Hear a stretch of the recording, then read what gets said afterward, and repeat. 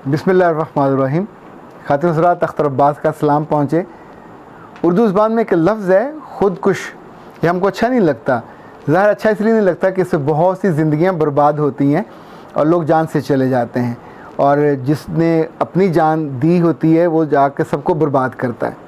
वो तो मर गया, उसका ज़िक्र भी ख़त्म हो जाता है, पर कुछ लोग ज़िंदा रहते हैं और इसके बावजूद वो खुदकुश हमलों से बाज नहीं आते। इनमें औरतों की बहुत बड़ी तादाद है, मुझे माफ़ कीजिएगा पर है, हकीकत तो यही है।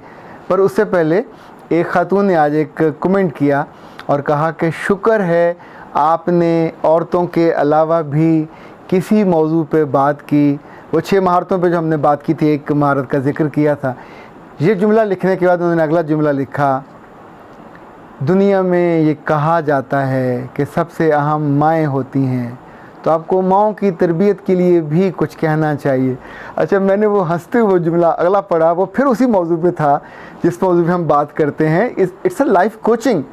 जब भी घर के मसाइल पे बात होगी, मियाँ बीवी के रिश्ते पे बात होगी, उनके बच्चों पे बात होगी, पेरेंटिंग पे बात होगी, कितने ऐसे भले लोग हैं वो जब नीचे कमेंट करते हैं, अल्लाह जाने वो क्या चाह रहे होते हैं कि मैं फिज़िक्स की थ्योरियाँ बयान करूँ, मैं केमिस्ट्री के कानून बयान करूँ, उसके नमकियात बयान करूँ, या बायोलॉजी की चीज़ें बयान करूँ। गायनी के डॉक्टर के पास गायनी के केस ही आएंगे ना, उसके पास कोई दिल गुर्दे का, आँखों का या पाँव का केस तो नहीं आएगा। जब आप लाइफ कोचिंग की बात करेंगे तो उसमें क्या होगा, प्री मैरिज भी होगा, पोस्ट मैरिज भी होगा, सेल्फ हेल्प भी होगा, जो घरों में आप रोज़ लड़ते हो वो भी होगा, कैसे ये कम हो वो भी होगा, जो आपके रिश्ते आपको दुख देते हैं, दर्द देते हैं, वो कैसे बंद हो वो भी होगा, जो धोखा देते हैं उनका कैसे तज़किरा किया जाए, उनको कैसे बंद किया जाए। फिर आप अपनी ज़िंदगी के स्मूथ चल रहे होते हैं, यकदम आप पे एक जिन्न आ जाता है और आपको ऐसा काम करने का मन करता है जो आपके सारी ज़िंदगी को तहस नहस करके रख देता है। तो खुदकुश हमला और क्या होता है? यही होता है खुदकुश हमला, जो अपनी ही ज़िंदगी पे कर लिया जाए। मेरे पास पिछले दिनों कराची में जब मैं ठहरा हुआ था तो एक ख़ातून अपनी बहन के साथ तशरीफ़ लाई और उन्होंने कहा, मुझे चूँकि उन्होंने टाइम लिया हुआ था, जब वो दोनों बैठी तो उन्होंने अपनी बहन से कहा कि देखो बात तो मैंने करनी है, तुम ऐसा करो ज़रा बाहर टहल लो।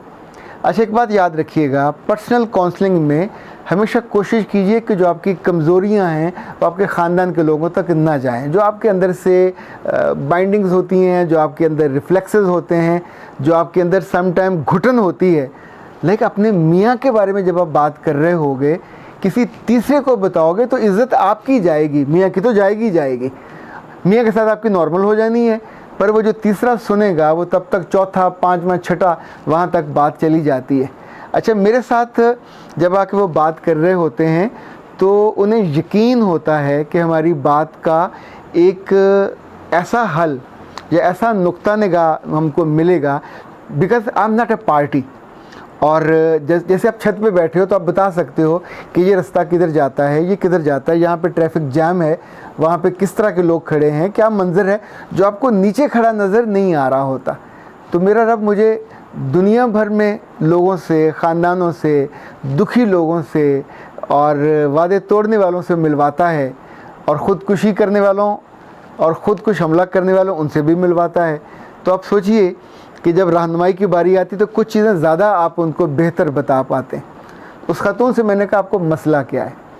उसने कहा कि हम दोनों ने लव मैरिज की और मैं स्टूडेंट थी उसी एकेडमी में, वहाँ सर थे और हमारा उम्र का काफ़ी फ़र्क था, पर सर को मैं पसंद आ गई।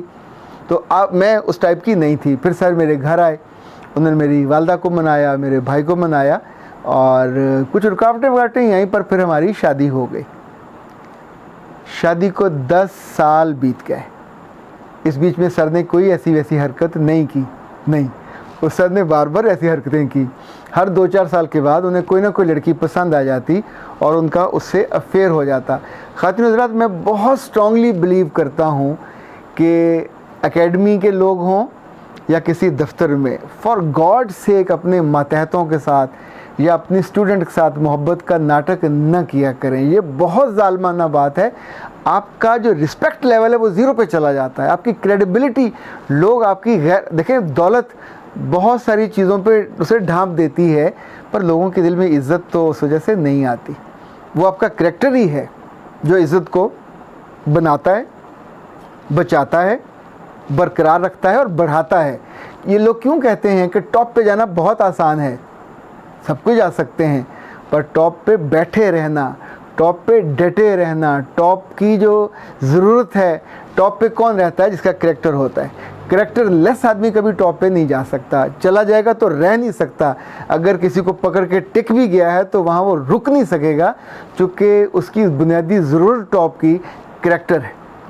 उस खातून ने बताया कि छोटे मोटे वाक़यात होते रहे, चूँकि उन्हें शक्लें अच्छी लगती हैं, उन्हें आवाज़ें अच्छी लगती हैं, खुश आवाज़, खुश गुलू, खुश अदा, ये उनकी पसंद के अल्फाज हैं। और लेकिन उन्होंने कहा मेरे साथ उन्होंने बहुत अच्छा सलूक किया और मेरा बहुत ख्याल रखा। इस बीच में हमारे 2-3 बच्चे भी हो गए और वो भी अब बढ़ रहे हैं, उन्हीं जगहों पर पढ़ रहे हैं। पर हुआ क्या, शादी के 9 साल बाद, 10 साल बाद उन साहब पे फिर एक शदीद किस्म का अटैक हुआ मोहब्बत का। और ये अटैक ऐसा था कि उन्होंने बाकायदा खुदकुश हमला किया अपने आप पे। अपने ही एकेडमी की टीचर को पहले वाइस प्रिंसिपल बनाया, फिर प्रिंसिपल बनाया और फिर उसके साथ हनीमून मनाने निकल गए। अब ये बात घर नहीं पता चलती, अगर कॉलेज के लोग ना बताते, अगर एकेडमी के लोग ना बताते, तो उन्होंने बता दिया कि साहब आजकल नई गाड़ी पे नई बीवी के साथ गए हुए हैं सैर सपाटे के लिए। अच्छा, साथ लोग सिर्फ ये नहीं बताते, साथ कुछ और भी मिर्च मसाला लगा के, ऊपर काली मिर्च छिड़क के और उसको वो रंग देते हैं कि फिर आपके अंदर तो आग लगनी है। अब वह खातून मेरे पास जो आई तो उनका मुतालबा या ख्वाहिश ये थी कि उस बदबख्त ने मेरे मियाँ को मुझसे छीना। अच्छा, छीना नहीं है, अमलन वो उन्होंने दिन भी तकसीम नहीं किए, वो दिन में कहीं उधर चक्कर वक्कर लगा लेते हैं, रात को वो इधर ही होते हैं। उसने कहा कि मुझे तकलीफ़ होती है, मुझे जब जब एहसास होता है तो कि वो वहाँ जाते हैं, तो मैंने उससे कहा कि आप उस एहसास को काबू करो को दें, लेकिन वो ये नहीं कर रहे चूँकि वो आपसे डरे हुए हैं और उन्हें लगता है कि आप हर्ट हुई हो। उसने कहा हर्ट तो हुई हूँ, पर मैं अब हर्ट करना चाहती हूँ। अच्छा, वो जो शेरनी की तरफ बोल रही थी, दैट वाज अमेजिंग। मैंने कहा वैसे प्लान क्या है? उसने कहा प्लान ये है कि मैं अपने मियाँ की तीसरी शादी अपने हाथों से करवाऊँगी। जब उसने ये कहा तो मेरा कहका निकल गया। मैंने उससे कहा बीबी, तुम ज़िंदगी में क्या खुदकुश हमलावरों की बहुत कहानियाँ पढ़ती रही हो? उसने कहा नहीं, ये क्या बात हुई, आपने मुझे क्या कहा? मैंने कहा मैंने आपको खुदकुश हमलावर कहा। अब ये जो फटोगे और बीवी ढूंढोगे तीसरी, किसकी ढूंढोगे? किसी महल्ले वाले की? अपने मियाँ की। अच्छा, वो मियाँ जो सिर्फ एक का था तो तुम्हारे साथ ठीक था, दूसरे को थोड़ा सा बटा है तो तुम्हें बहुत तकलीफ़ है। जब वो 3 में बटेगा तो तुम पुरानी कहानी हो जाओगे, बीती हुई कहानी, माजी की कहानी। जिसके पास नया जेवर होगा वो छनकेगा, जिसके पास ताज़ा जवानी होगी, जिसके पास ताज़ा नखरे अदा होगी, जिसके पास ताज़ा चेहरा होगा, ताज़ा जिल्द होगी, ढली हुई नहीं जवानी होगी, तो जाहिर है उसका सिक्का चलेगा। तो जब तुम्हारा सिक्का नहीं चलेगा तो फिर रोगे, किसके पास जाया करोगे? और फिर मियाँ उन दोनों को डाइवोर्स भी नहीं देता। खातून हज़रात, ये कभी गलती ब्लंडर मत मारिएगा। ये लड़कियां बहुत इस तरह की बेवकूफ़ियाँ करती हैं। ख़ुद एक दफ़ा मेरे साथ ये वाक़या होते होते बचा। एक खातून ने मुझसे इज़हार मोहब्बत किया, मैं चूँकि बहुत मोहताज आदमी था तो मैंने उससे कहा बीबी मैं अफोर्ड नहीं कर सकता, क्योंकि मैं जिस मनसब पे हूँ मुझे बहुत कंपोज होकर चलना होता है। तुम्हारी अपनी विश है, ख्वाहिश है, ओके तुम तक है, मेरी तरफ से साफ जवाब है। तो उसने कहा ये हो नहीं सकता कि मेरी मोहब्बत हार जाए और तुम्हें इसका जवाब मोहब्बत से देना पड़ेगा। अच्छा, मेरे लिए ज़िंदगी और मामूल और अपनी मसरूफियात और अहदाफ ज़्यादा अजीज़ होते हैं। सो मेरी ज़िंदगी मामूल में चल रही थी। तो उसके कुछ दिन बाद मैंने ये देखा कि मैं दफ्तर से जब निकला तो उस खातून को मैंने एक साहब के साथ मोटरसाइकिल पे देखा। शी वॉज़ वेटिंग देयर, और जो ही मैंने गाड़ी मोड़ी तो वो मेरे आगे से उसने अपने बाल लहराते हुए और मोटरसाइकिल को, अच्छा लड़के को आई डोंट नो इल्म था कि नहीं इल्म था, बट उसने उसको उस टाइम रूट ऐसा तय किया हुआ था, तो लहरा के वहाँ से वो गुजरी। मैं उसको देखा, देख के दरगुजर की और आगे चला गया। मेरे लिए क्या इशू था, यानी मेरा तो वो कप ऑफ टी नहीं था। तो उसके कुछ दिनों बाद उसने उन साहब के साथ मेरे बाकायदा ऑफिस में मिलने आई, उसको आके बिठाया, उसे मुझसे मिलवाया, उसकी तारीफ़ की, तहसीन की। अच्छा, फिर हमारे दफ्तर के वेटर्स को मैंने बुलाया चाय पानी के लिए, तो उसने कहा 1 बोतल लेके आओ, 2 स्ट्रॉ लेके आओ। तो उन दोनों ने मेरे सामने वो एक ही बोतल से दोनों स्ट्रॉ पिए। जब वो ये फरमा रहे थे तो मैं अपने काम में लग गया। उसने जाके मुझे फ़ोन किया कि तुमको गुस्सा नहीं आया? मैंने कहा बीबी किस बात का गुस्सा आना था?